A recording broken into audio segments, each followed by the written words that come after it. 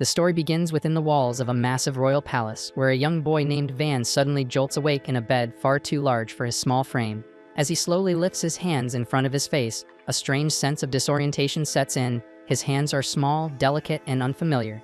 That's when it finally hits him. This isn't a dream. He's been reincarnated, pulled out of the bleak existence he once knew. In his previous life, Van had been trapped in a soul-crushing cycle, grinding away at a dead-end job just to get by. But now, fate has thrown him a second chance, one wrapped in luxury, status, and a noble name. Now reincarnated as a young noble in a distant village, Van carefully climbs out of bed and balances on a small wooden stool just to get a peek outside. The view stuns him. Tall buildings, endless land, and peaceful skies stretch as far as he can see. But before he can soak it all in, his maid Till bursts in, panicking at the sight of him standing up so high. After all, Van is supposed to be just 2 years old. But when he calmly responds with mature, articulate words, Till freezes in place, stunned by what she just heard. The moment he hears himself speak, Van realizes something even crazier. He doesn't just have memories from his old life, he actually remembers parts of his current one too. His past life in Japan is blending with the time he's already spent in this world, confirming beyond doubt that this reincarnation is real. Later that evening, Van joins his father and siblings at the dinner table. The atmosphere is tense, heavy with awkward silence. After a while, his father Halpa breaks the ice by asking his second son Hard what he plans to study that day. Hard hesitates, then says he'll be focusing on fire magic and combat tactics.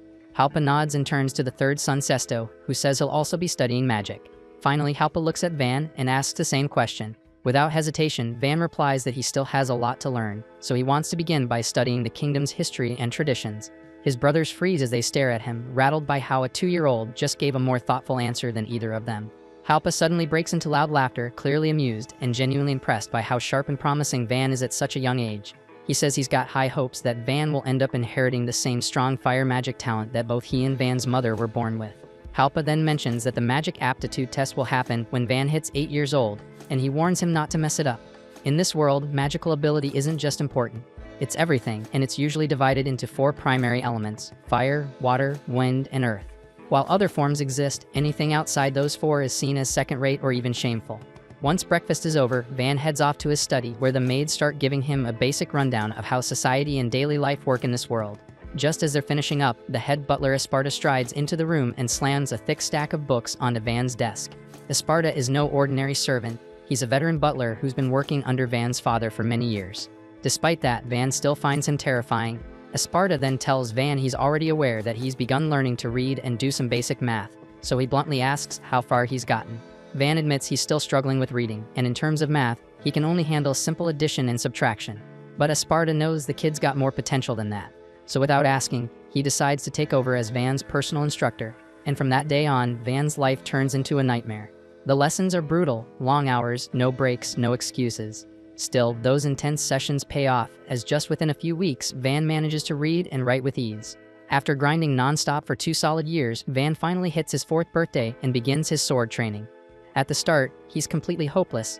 He keeps getting beaten, even by the maid during sparring practice. Still, he doesn't back down and shows up for training day after day without fail. And by the time he turns 5, all that hard work begins to show. He starts facing off against older boys, ones already in training to become soldiers, and can hold his own against them.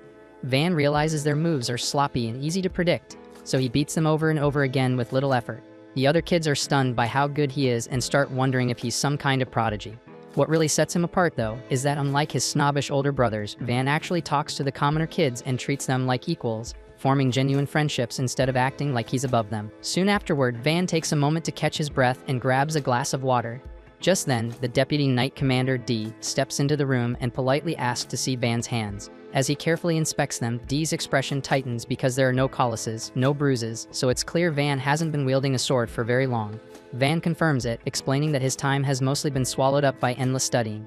D tells him straight up that Esparta has been pushing him nearly 3 times harder than usual when it comes to academics, so D offers to speak with Esparta and suggest a better balance, less time buried in books, more time on combat. After all, life isn't just about study. Then with a confident smile, D swears that if Van gets the extra time, he'll personally shape him into a master swordsman. Van, however, politely declines the offer, saying he's confident he can handle both. D nods, impressed by his determination, and suggests that in that case, he'll become Van's official instructor to ensure his training stays sharp and focused. But training under D quickly spirals into another kind of torment. His drills are brutal, relentless, and leave no room for rest, but even so, Van pushes through. And deep down, he knows the truth. Despite all the exhaustion, every day in this new life has felt more rewarding than anything he experienced before.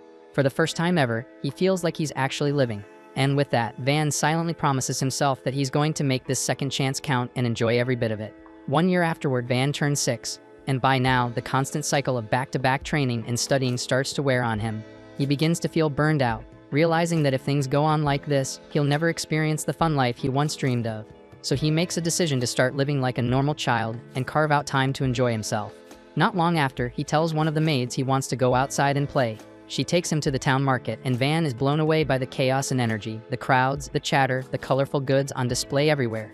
As they walk, his eyes lock onto a massive building towering above the stalls, the Merry Chamber of Commerce. He stares at it in awe, but before he can admire it too long, something unsettling happens. A child bound in shackles is being dragged through the crowd. Horrified, Van immediately asks the man what's going on. The man coldly replies that he's selling his own son into slavery, and since the boy belongs to him, he has every right to do as he pleases. The maid quietly explains that in poor families, this happens often. When they can't afford to raise their children, they sell them off to survive, and it's a heartbreaking reality of this world. Van admits it's painful to witness, but deep down, he also feels helpless because he knows there's little he can do to stop it. Just then, a lady named Rosalie stepped forward and politely greeted Van, saying it was a privilege to be at his service. Van turned to her and asked how much the man would be paid for selling his kid. Rosalie explained that the price varies based on the child's magical aptitude, and upon hearing that the boy possessed a thieving attribute, which was ranked among the lowest, she stated that he'd be worth no more than 3 silver coins. Enraged by this, the man lost it and began furiously kicking his shitty son, shouting at him for being damn useless. He then grabbed the boy by the arm and stormed off, saying they were going to try a different place. But before he could get far, Van stepped in and blocked his path, calmly stating that he would buy the boy for 5 silver coins. Without a second thought, the man accepted the deal, snatched the coins, and walked off without so much as a glance back. Van crouched down in front of the boy and introduced himself. The boy quietly replied, saying his name was Kamzen. Van then told him that he was free to go wherever he pleased. He never had any intention of keeping him. He just bought him so he could release him. But after learning that Kamzen had no place to return to, Van suggested he stay with him instead. One of the guards nearby voiced concern, warning Van that the Marquis might disapprove of him bringing a random boy into the estate. But if Kamzen were officially registered as Van's slave, then no one could object. Van turned to Kamzen and asked if that arrangement was alright with him, and Kamzen nodded. From that point on, Kamzen became Van's slave in name.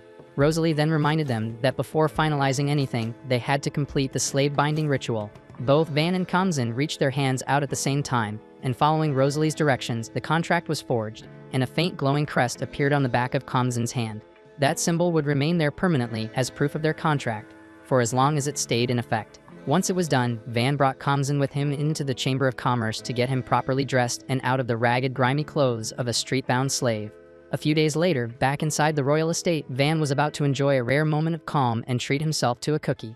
Just as he raised it to his mouth, Kamzen entered the room to report that Dee had shown up for training. Van instantly froze, and without even blinking, he handed the damn cookie to Kamzen as a bribe and told him to go outside and let Dee know he wasn't available, because the thought of facing another one of Dee's ruthless training sessions was unbearable. Kamzen nods and goes outside to deliver the message, which makes Dee look visibly disappointed. But since he's already here and eager to train someone, he grabs Kamzen and decides to start drilling him instead. 2 more years slip by, and Van finally hits his 8th birthday, the age when every noble child is tested for magical aptitude. Word of his upcoming test spreads like wildfire, sparking curiosity across the entire region. Nobles, servants, guards, and even common traders buzz with anticipation. Everyone expects great things from Van, especially with both of his parents being exceptional fire mages. His father Halpa is especially confident. He's certain Van will inherit at least a fire affinity. But on the day of the test, the entire hall is stunned into silence. Against every expectation, Van shows no affinity for fire, water, wind, or earth. Instead, his only magical aptitude is for production magic, an ability ranked as the absolute lowest, widely mocked and dismissed as the most worthless form of magic there is. The room goes cold, and Halpa's face twists with rage as the weight of disappointment crashes down. Without warning, he unsheathes his blade and charges forward, ready to strike Van down then and there. Frozen in place, Van can't speak, can't run, and his mind goes completely blank. But just before the blade falls, Mercia, the eldest son, steps in front of him and blocks the attack. Rather than let blood be spilled, Mercia suggests a different path. He suggests assigning Van to manage a remote village that recently came under their control. Mercia explains that the village is isolated and underdeveloped, and its people haven't yet sworn loyalty to the family. And by sending Van as its new lord, They could stabilize the region while keeping him out of the way. Halpa pauses, then slowly lowers his sword as the idea sinks in. After a tense moment, he nods in agreement, saying the suggestion is reasonable. Without even looking at Van, he declares that from now on, Van will govern that land.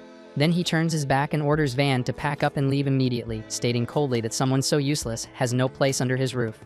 Once Halpa leaves, Mercia bows deeply and apologizes for making such a shameful suggestion. But Van stops him, saying there's no need for apologies because if Mercia hadn't stepped in, he'd be dead right now. The following morning, Van gathers his things and gets ready to head out to the remote village, but to his own surprise, he feels excited. He imagines it'll be a quiet place with little responsibility, where he might finally enjoy the peaceful, easy life he's always dreamed of. But that illusion gets crushed fast when Dee and Esparta announce they're coming along to continue his training and studies. Van lets out a long, exhausted sigh, already picturing the nightmare ahead. And as if that weren't enough, his favorite maid insists on tagging along too, saying she refuses to be separated from him.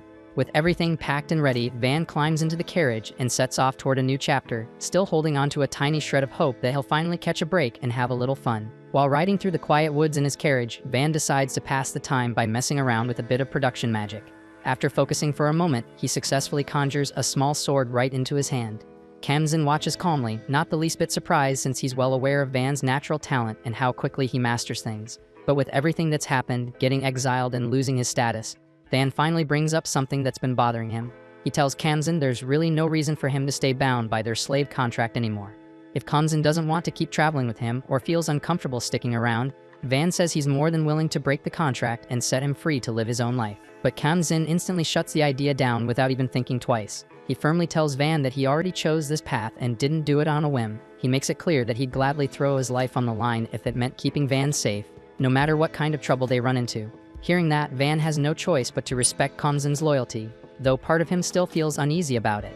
Out of nowhere, the carriage jerks to a stop, throwing everyone off balance. Van glances out the window and spots chaos up ahead. The village they were heading toward is under siege. The knights traveling with him immediately assume it's a raid, probably just a bunch of low-level bandits or washed-up mercenaries looking for something easy to steal. Dee scans the attackers' formation and does a quick head count, around 50 of them. Judging by the numbers, he figures that if they all launched a coordinated assault, they'd have a good shot at wiping out the enemy without much hassle. So tactically speaking, it looks doable. But one of the adventurers in their group, a guy named Ortho, isn't on board with that idea. He reminds Dee that their orders were straightforward from the start. Protect Van if he's in danger. Right now, Van isn't hurt and no one's coming after him directly, so as far as Ortho's concerned, jumping into a fight that isn't their responsibility would be a reckless waste of lives, and way outside the scope of their agreement. Dee's expression tightens with frustration, but even so, he declares that he's going in. He says he can't just sit back and watch while innocent villagers are butchered right in front of him. Whether anyone follows him or not, he's ready to charge in alone. But before he can take off, he asks the adventurers to stay put and make sure Van's protected in case things spiral out of control. Just as Dee prepares to move, Esparta suddenly speaks up and shuts the whole idea down. Esparta cuts straight to the point, telling Dee that throwing himself into a reckless fight like that would be downright idiotic, especially given how vital he is to the kingdom. If Dee dies here, it'd cripple their military's future. As a renowned and highly capable elemental mage, Esparta lays out a smarter approach. He suggests building a powerful defensive barrier around their position to keep Van secure, while the adventurers provide ranged cover from behind the shield to chip away at the attackers. Once the enemy's focus shifts entirely to their front, Dee and the knights would break off and hit them with a surprise assault from the right flank. Esparta's confident that, if they pull it off properly, it'll lead to a clean victory. But Van quickly catches what this plan actually means. For the enemy to focus on one spot, someone would need to stay out in the open as bait. That someone is Esparta himself, and Esparta confirms Van's suspicion, explaining that unless he takes on that role, Dee and the others would be dragged into a straight-up brawl and probably won't make it out alive. Hearing that, Van fully grasps the weight of what Esparta is putting on the line. If something goes wrong, Esparta would be the one paying the price with his life, and losing both the kingdom's top strategist and its strongest warrior in one battle would be a devastating loss, one that the land might never recover from. With that in mind, Van steps forward and insists on taking the decoy role himself. Tilly instantly rejects the idea the second it leaves his mouth, stating flat out that she'd rather take the risk than let Van put himself in the line of fire. Kamzin agrees without hesitation, standing tall beside Van. But even with their protests, Van gently tells them both that he values them far too much, and that's exactly why he can't allow either of them to take that risk for his sake. Van lays out his own plan next. He'll ride straight into the enemy lines using the carriage as bait, drawing their full attention while the others hit them from long range in both sides. As he turns to walk away, he reminds them that he didn't spend years training with a sword for nothing, and he's confident he can handle himself in a direct fight. Still, somewhere deep inside, he quietly accepts that if this really is where his story ends, he'd be at peace with it, so long as it's for something worth dying for. Ortho stares after him, stunned by the sheer recklessness of the idea. Hearing those words takes him back to his days at the guild, the day he first received the mission to guard Van. At the time, he absolutely despised the idea. To him, all nobles were arrogant scum not worth lifting a blade for. But since he planned on operating in the Firstio March anyway, he took the job. What he didn't expect was Van himself. He still remembers the young noble walking up to him, bowing with sincerity, and thanking him from the bottom of his heart. No arrogance, no airs, just honest gratitude. Van had even gone out of his way to praise Ortho's skills, treating him not like a servant but like an equal. It was the first time Ortho realized that maybe not all nobles were rotten. Snapping back to the present, Ortho moves in front of Van and refuses flat out. He says there's no way in hell they're letting some kid throw himself into danger like that. Dee and Esparta step up right after, siding with Ortho without hesitation. With that, the original plan gets tossed out. Esparta takes charge and quickly draws up a new strategy. He'll summon a defensive wall around their group, shielding Van. Behind it, the adventurers will rain down long-range attacks to thin the enemy ranks. At the same time, Dee and his knights will strike from the left, while Ortho leads a second charge from the right. They waste no time, and Esparta slams his staff to the ground and erects a massive magical barrier. From behind it, arrows and spells start flying, taking out a wave of bandits before they even realize what hit them. Chaos erupts as the rest scramble to respond, just in time to see Dee and his squad slice through their front lines like butter. But right in the middle of the mess, the bandit leader breaks through the formation and charges past the wall, heading straight for Pluriel. But just as his weapon swings down, Van jumps in, intercepting him at the last second. His blade flashes, slicing through the man's Achilles tendon and sending him crashing to the ground in agony. And before the thug can even cry out, Kamzan follows up with a crushing blow that finishes him off for good. Soon after the fighting ends, the last of the bandits are rounded up and tied down, completely neutralizing the threat to the village. With the danger behind them and the mission technically complete, some of the adventurers decide it's time to move on, eager to take on new jobs elsewhere. But Ortho lingers, clearly impressed, not just by Van's swordplay, but by how calmly and decisively he led the group during the battle. That spark of curiosity grows into admiration, and Ortho decides to stick around a bit longer, offering his support to Van directly. His party members agree without hesitation, choosing to stay and lend their strength as well. Once things settle, Van steps up to formally introduce himself to the village as their new lord. He addresses the village chief, a man named Rhonda, and thanks him for allowing them to help. Rhonda, still shaken but grateful, expresses his heartfelt thanks to Van for saving their lives. He then shares something troubling. It turns out this wasn't the first time their village had been attacked. In fact, this year alone, it's happened more than once. According to Rhonda, things were far safer when their village was still under Ferdinando County. Back then, the area was patrolled by knights who acted as a strong deterrent against bandits. But now, those patrols are long gone, and with them, the village's only real line of defense. Van lowers his head and apologizes to Rhonda and the others for the state they've been left in. He explains that this situation likely arose because the current Marcus has no idea what conditions are like in these smaller, out-of-the-way villages. But now that Van has been appointed as their new lord, he swears not to turn a blind eye to their struggles. He goes on to outline 3 possible paths they can take to secure their future. The first is to produce something valuable enough that the kingdom itself wouldn't dare ignore them. The second is to raise enough money to hire mercenaries for protection. And the third is to focus on building the village up from within, strengthening their infrastructure and community to stand strong on their own. But before the villagers can react, a young girl in the crowd speaks up. She says they've already considered those options in the past. While they sound promising, she explains, the reality is much harsher. They've found that putting such plans into action is far more difficult than it sounds. Van does his best to rally their spirits, promising that things will be different now that he's here. He assures them that he won't just talk about change, he'll make it happen. Still, his words alone don't seem to sway the villagers, many of whom remain unsure. Sensing their doubt, Esparta and Dee step forward. Standing tall, they formally introduce themselves. Dee as the kingdom's chief commander and Esparta as the royal head butler. With firm voices, they back Van's declaration and promise the villagers that this isn't some empty gesture. They assure Rhonda and the others that with them here, there's no reason to fear anything. Hearing the support of Dee and Esparta lifts the villagers' spirits right away. But it doesn't take long before another concern surfaces. One of them steps forward and hesitantly asks what will be done about taxes, explaining how hard it's been just to survive while giving up 30% of their harvest every season. Without skipping a beat, Van answers that starting immediately, the tax rate will be lowered to just 10%. He calmly explains that ensuring a safe, livable environment comes first. Everything else can wait. The villagers go silent, stunned by the sudden generosity. A cut that deep to less than a third of what they used to pay is something they never imagined possible. Gratitude quickly spreads among the crowd, and for the first time in a while, their hope feels real. As for the village's safety, Esparta wastes no time and conjures a thick, reinforced stone wall that surrounds the entire settlement, standing tall as a bulwark against any future attacks. Then he mentions that adding a moat would strengthen their defenses even further. Dee and the knights step in right after, volunteering to dig it out themselves. Van turns back to the villagers and tells them clearly that if they're willing to work together, he's confident they can transform this place into something far greater than it's ever been.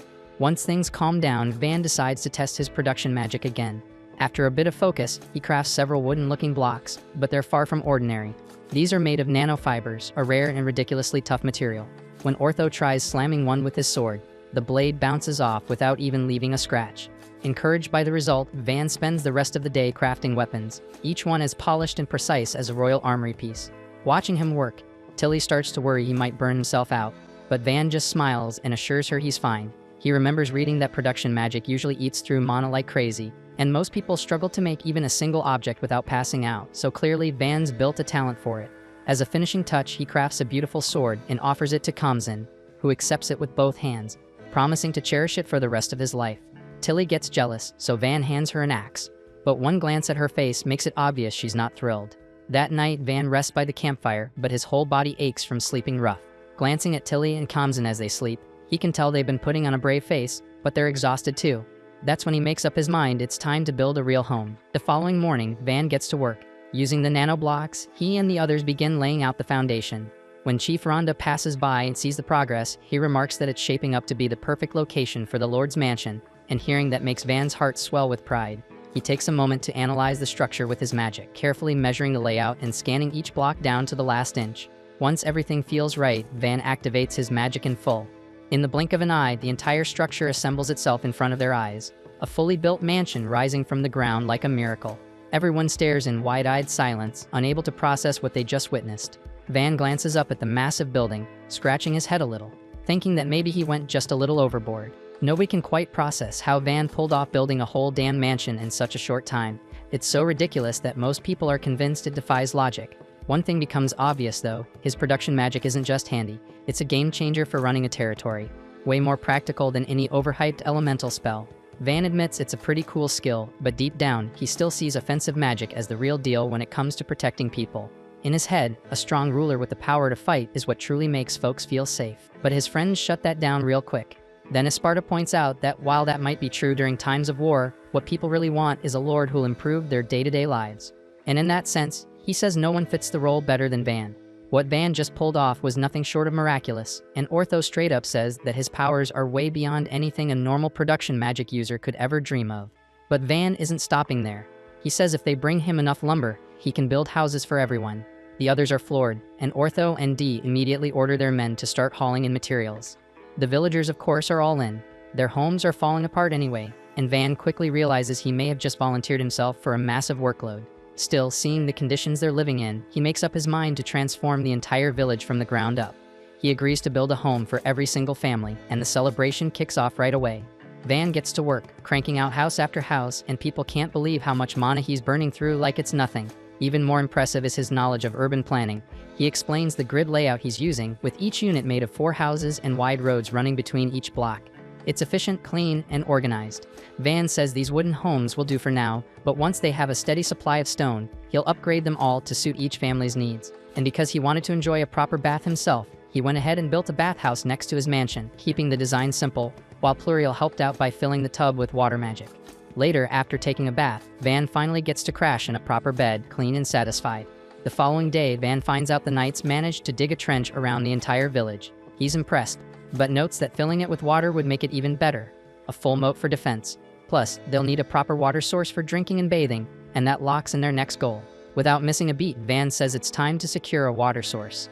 Thanks to Esparta's insane strength, they're able to divert water from a nearby river in no time. He digs a solid few meters of trench instantly, while Dee and the rest help extend it by hand. Van followed close behind, reinforcing the bottom and sides of the canal to make sure it wouldn't collapse. The distance between the river and the village was no joke, and Tilly couldn't help but point out how massive a job this really was. Still, Van just shrugs it off because people need water, plain and simple. It's grueling work, but there's something uplifting about seeing everyone come together and push for the same goal. Besides, once the infrastructure is solid and life in the village becomes more stable, it'll be way easier for merchants to stop by. And for Van, that's crucial because if trade picks up, he might finally get to enjoy the slow, peaceful lifestyle he's been dreaming of. He estimates the canal work will take about a week, but then one of the workers casually mentions they can already see the village from where they're digging. That completely catches Van off guard, so he calls it a day right then, thinking the crew could use some rest. But Dee is still raring to go. He insists they could hit the village in just a few more hours if they keep pushing, but Van notices how drained the others are and tells Dee to chill. No sense in knocking everyone out cold. Dee admits this whole thing feels like a new form of training, but even he realizes they shouldn't push past their limits. By the next morning, Van proudly announces that the canal is officially done. He gathers everyone together, thanks them for their hard work, and gives Esparta the signal to open the water gate. A rush of clean river water flows in, and the villagers look on in awe. The moat is now fully operational, surrounding the village and adding a serious layer of defense. Van can't help but worry that it might overflow during heavy rain, so he floats the idea of building a lake behind the village to handle the excess. Esparta actually thinks it's a great idea. A lake could double as a reservoir for dry seasons too. Van jumps on it immediately, getting to work and creating a proper water source that shocks the entire village. Just like that, a place that used to have no water system now has a freaking lake. Thanks to Van, the villagers no longer need to hike out to the river every day just to fill their buckets. The village chief tries to thank him, but Van waves it off. He's just happy that life is finally starting to feel manageable for everyone here. Later that night, we shift scenes to a girl named Lady Arte traveling alongside someone called Panamra. They're making their way toward a distant frontier village, and while the journey's still far from over, Panamra suggests that Arte should get some rest before they continue. The following morning, Van wraps up construction on a massive defensive wall known as the Rampart. What used to be nothing more than a plain dirt barrier has now transformed into a seriously solid structure. With a wide enough top to allow patrolling, the guards can now walk across it like it's a fortress wall.